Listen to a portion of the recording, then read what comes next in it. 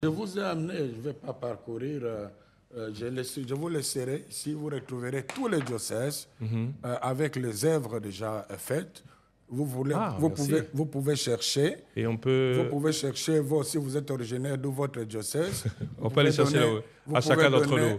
voilà, à vos collaborateurs pour dire qu'on n'invente rien. Ils peuvent demander à leurs grands-parents ou leurs oncles qui sont sur place là. Alors, pour que nous parlons du ministre Jean-Pierre Bemba, chez lui à Guémena,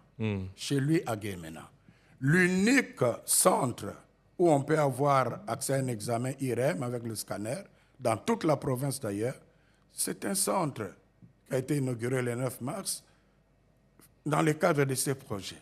Quelque chose d'exceptionnel. Chez lui, il en est ignorant.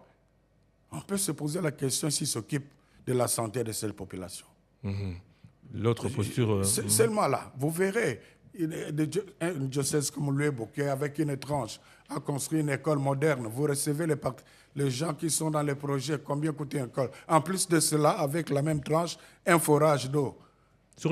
Parce qu'on parle beaucoup, on a beaucoup parlé de PDL 145, vous avez sûrement dû suivre la Première ministre sur Top Congo FM, de 30% de réalisation sur les 600 000 dollars reçus. Vous pouvez parler de taux de réalisation sur un total du contrat, c'est 1 million. De combien de pourcents? 60% déjà réalisé? Ah mais oui, hein, certainement. Plus que ça d'ailleurs. Bon, je n'ai pas... Vous avez fait plus que ce qu'on vous a donné? Non, non, vous parlez de...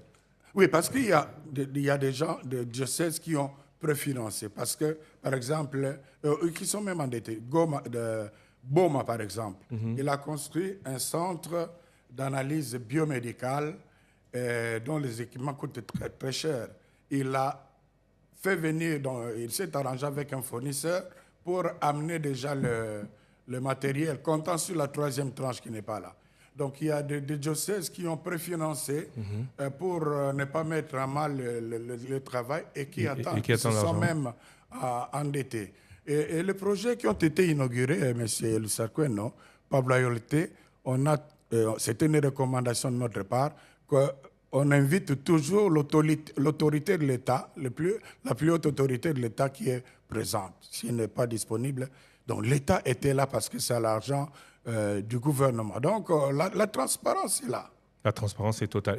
Et vous avez dit dans votre message d'hier que vous êtes prêt à recevoir toutes les missions d'inspection pour vérifier que l'argent a bien été utilisé. Bien sûr.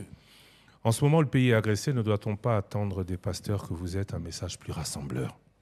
Ah, là encore, monsieur Lucas, revisitez le message de la scène.